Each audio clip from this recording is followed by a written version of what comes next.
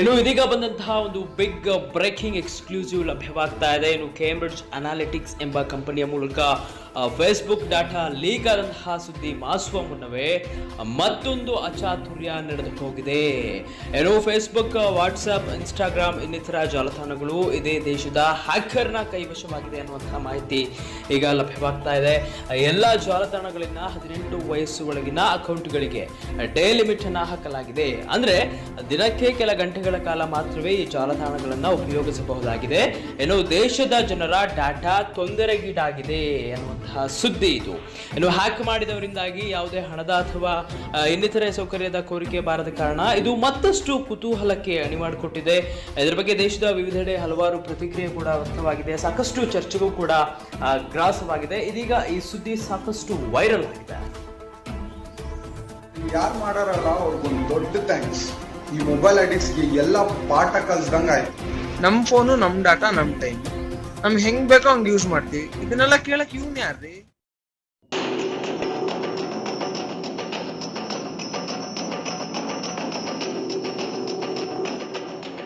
Hey guys, this is the golden opportunity. This is your day. This is your opportunity. ಯಾರ ಹತ್ರ ಜಾಸ್ತಿ data ಇದೆ, ಜಾಸ್ತಿ KYC ಇದೆ, ಅವ್ರಿಗೆ first preference. So guys, grab this opportunity. Come on, grab this. ನನ್ನ ಕಡೆ ಅದ 1 GB data, 1 billion people KYC ಅದ. Anybody more than this? 1 zettabyte data, 1 billion KYC one time. 1 zettabyte data, 1 billion KYC 2 time. 1 zettabyte data, 1 billion KYC 3 time. You've got this, man. Grab this opportunity. You're the hero.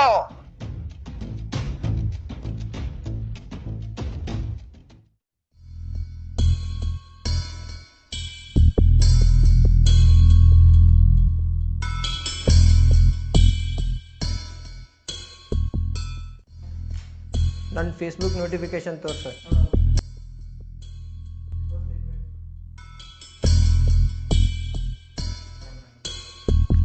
WhatsApp messages ತೋರ್ಸು.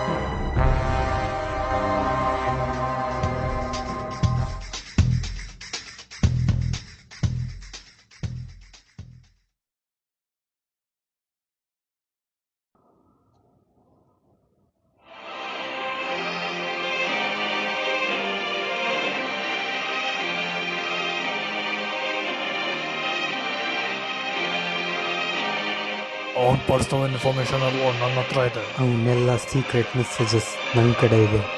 ಅವನ್ನೆಲ್ಲ Instagram photos ನನ್ನ ಕಡೆ ಇದ್ದಾವೆ. ಅವ್ನ ನಿದ್ದೆ ಊಟ ಕಸ್ಕೊಂಡ್ವಿ, ಅವ್ನ family friends ಕಸ್ಕೊಂಡ್ವಿ.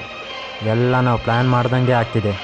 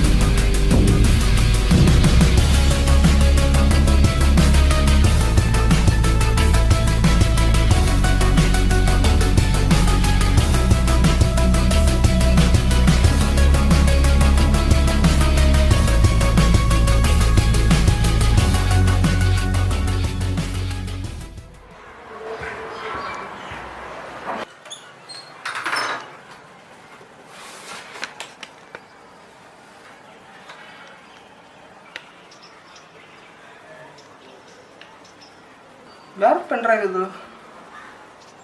ಓಹ್, ಸೌರಭ ಕಡೆಗೂ ಕೊಟ್ಟೆ ಅಲ್ಲಪ್ಪ ಸಾಫ್ಟ್ವೇರು, ಪುಣ್ಯಾತ್ಮ. ಓ ಮೈ ಗಾಡ್,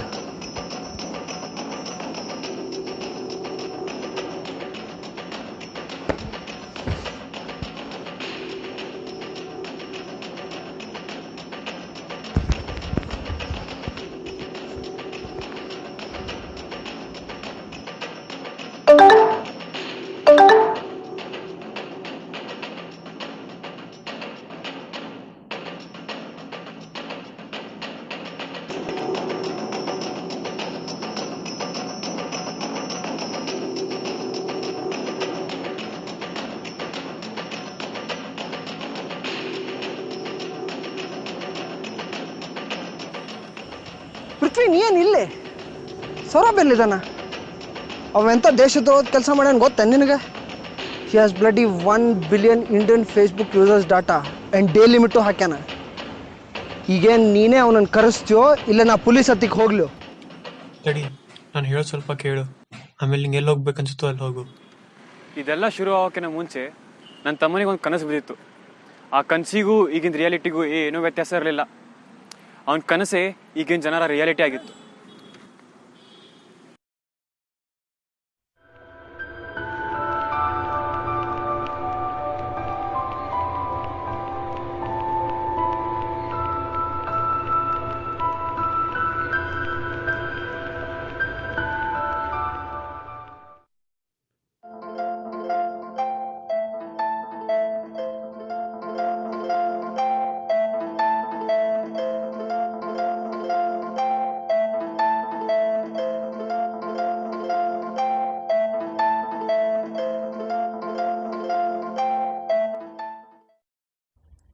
ಸೌರಭ್,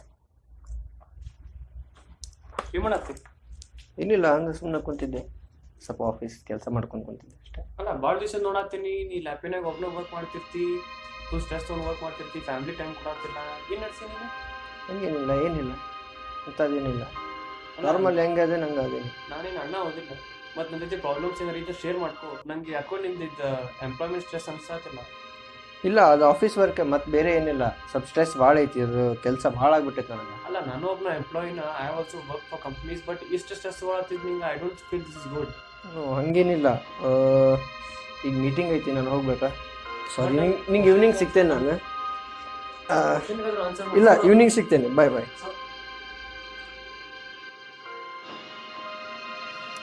ಅವನಲ್ಲಿ ಏನೋ ಒಂದು ಬದಲಾವಣೆ ಕಾಣ್ತಿದ್ದೆ ನಾನು. ಅದಕ್ಕೆ ಒಂದಿನ ಅವನಿಗೆ ಗೊತ್ತಾಗ್ಲಾರ್ದಂಗೆ ಅವ್ನಿಗೆ ಸೈಕಾಟ್ರಿಸ್ಟ್ ಹತ್ರ ಕರ್ಕೊಂಡು ಹೋದೆ.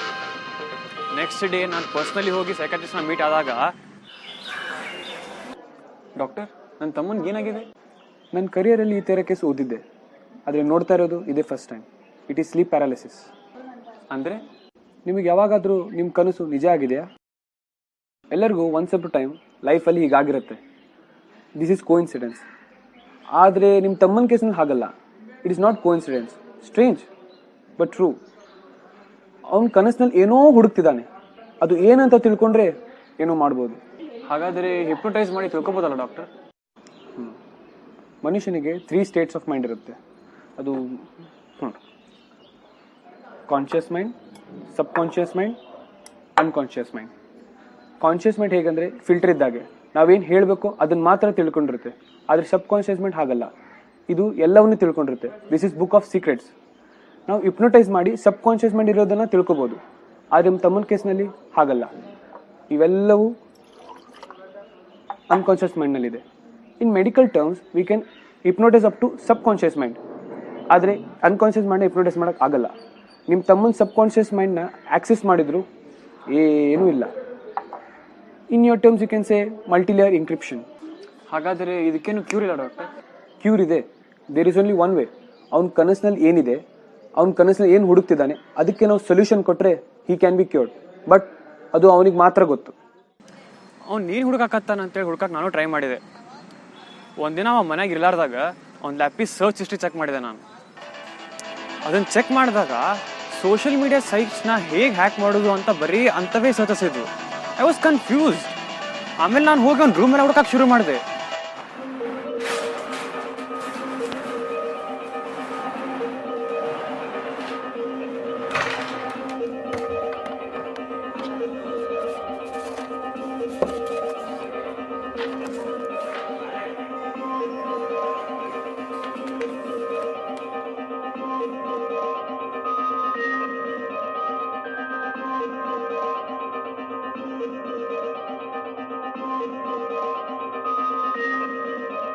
ಫೈನಲಿ ಅವ್ನು ಹುಡುಕ್ತಿರೋ ಕಾರಣ ನನಗೆ ಸಿಕ್ತು.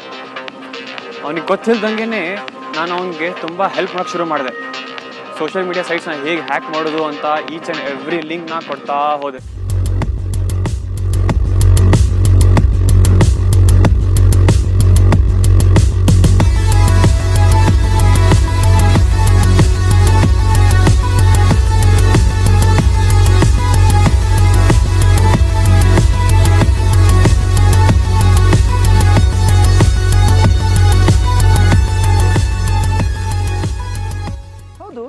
ನಿನಗೆಲ್ಲ ಲಿಂಕ್ಸ್ ಮತ್ತು 1 ಬಿಲಿಯನ್ FB ಯೂಸರ್ಸ್ ಡಾಟಾ ಹೇಗೆ ಸಿಕ್ತು? I hope you heard the statement made by Cambridge Analytica. I believe their client was Congress. ಇಂಡಿಯಾದಿಂದ ಕ್ಯಾಂಬ್ರಿಡ್ಜ್ ಅನಾಲಿಟಿಕಾ ನೀವು ಡಾಟಾ ಪ್ರೊವೈಡ್ ಮಾಡ್ತಿದ್ರಿ? Not exactly. ಇಲ್ಲಿನ ರಾಜಕೀಯ ಬದಲಾವಣೆಗಾಗಿ ಕ್ಯಾಂಬ್ರಿಡ್ಜ್ ಅನಾಲಿಟಿಕಾದವರು ಇಂಡಿಯಾದಲ್ಲಿ ಡೇಟಾ ಪ್ರೊವೈಡರ್ಸ್ನ ಹೈಯರ್ ಮಾಡ್ತಿದ್ರು. So they hired me. ನಾನು ಅವ್ರ ಸಹಾಯದಿಂದ ಇಡೀ ದೇಶದ ಜನರು ಎಲ್ಲ ಡೇಟಾ ಕಲೆಕ್ಟ್ ಮಾಡಿದೆ. ಆ್ಯಂಡ್ ಅಫ್ಕೋರ್ಸ್ ಆ ಡೇಟಾನ ಸೌರಭಿಗೆ ಸಿಗೋ ಹಾಗೆ ಮಾಡಿದೆ. ಆ ಡೇಟಾನ ಯೂಸ್ ಮಾಡಿಕೊಂಡು ಸೌರಭ್ 100 ಕೋಟಿ ಜನಸಂಖ್ಯೆಯಲ್ಲಿ 18 ವರ್ಷ ಒಳಗಿರೋ ಎಲ್ಲ ಅಕೌಂಟ್ಸ್ಗೆ ಡೇ ಲಿಮಿಟ್ ಹಾಕ್ದ. And guess what, he used blockchain technology. ಇದರಿಂದಾಗಿ even Cambridge Analytica cannot hack it now. ಈಗ ನಮ್ಮ ದೇಶದ ಜನರ ಡೇಟಾ ಸೇಫ್. ಬ್ಲಾಕ್ ಚೈನಿಂದ ಬಿಟ್ಕಾಯಿನ ಹ್ಯಾಕ್ ಆಗೋದಲ್ಲ. And FB data is mission impossible. But I should say brilliant plan. ನಮ್ಮ ದೇಶದಲ್ಲಿ ನೀರಲ್ಲಿ ಮುಳುಗಿ ಸಾಯೋಕ್ಕಿಂತ ಜಾಸ್ತಿ ಸೋಷಿಯಲ್ ಮೀಡಿಯಾದಲ್ಲಿ ಮುಳುಗಿ ಸಾಯೋರು ಜಾಸ್ತಿ ಆಗಿದ್ದಾರೆ. ಆ್ಯಂಡ್ ಇನ್ನು ಕೆಲವರು ಬದುಕಿನೂ ಸತ್ತದಂಗೆ ಇರ್ತಾರಪ್ಪ. ಸೋಷಿಯಲ್ ಮೀಡಿಯಾ ನಮ್ಮ ಕೈ ಗೊಂಬೆ ಆಗಬೇಕಾಗಿತ್ತು, ಬಟ್ ನಾವೇ ಸೋಷಿಯಲ್ ಮೀಡಿಯಾ ಕೈ ಗೊಂಬೆ ಆಗಿದ್ದೀವಿ. ಇದನ್ನೆಲ್ಲ ಕೇಳಿದ ಮೇಲೂ ನಿನಗೆ ಪೊಲೀಸ್ ಹತ್ರ ಹೋಗ್ಬೇಕಂತಿದ್ರೆ you can go. No one stopping you. Sorry. ಹೌದು, ಸೌರಭ್ನ ಪೆನ್ ಡ್ರೈವ್ ನನ್ನ ಹತ್ರ ಇದೆ ಅಂತ ನಿಂಗೆ ಹೆಂಗೆ ಗೊತ್ತಾಯ್ತು? ಆ್ಯಂಡ್ ಅವ್ನ ಫೋನ್ ನಿನ್ನ ಹತ್ರ ಹೆಂಗೆ ಬಂತು? ಆಗಲೇ ಹೇಳ್ದಂಗೆ I was trying to helping by all means. ಆ ಲಿಂಕ್ಸ್ನೆಲ್ಲ ಅವ್ನಿಗೆ ಇಮೇಲ್ ಮಾಡ್ತಿದ್ದೆ, ವಾಟ್ಸಪ್ ಮಾಡ್ತಿದ್ದೆ, ಪೆನ್ ಡ್ರೈವಲ್ಲಿ ಕೂಡ ಹಾಕಿದ್ದೆ, ಆ್ಯಂಡ್ ಈವನ್ ಅವ್ನ ಪರ್ಸನಲ್ ಕ್ಲೌಡ್ ಸ್ಟೋರೇಜಲ್ಲಿ ಕೂಡ ಹಾಕಿದ್ದೆ. ಒಂದು ಕಡೆ ಮಿಸ್ ಆದರೂ ಇನ್ನೊಂದು ಕಡೆ ಸಿಗಲಿ ಅಂತ ಟ್ರೈ ಮಾಡ್ತಾ ಇದ್ದೆ. ಬಟ್ ಹಲೋ ಸೌರಭ್, ನಿನ್ನ ಹತ್ರ ಪೆನ್ ಡ್ರೈವ್ ಇತ್ತಲ್ಲ, ಏನಾಯ್ತು? ಅದು ನನ್ನ ಕಲೀಗ್ ಪ್ರಭಂಜನ್ ಕಡೆ ಅದ. ಓಕೆ ಸೌರಭ್, ನಿಂಗೆ ಆಮೇಲೆ ಮಾಡ್ತೇನೆ.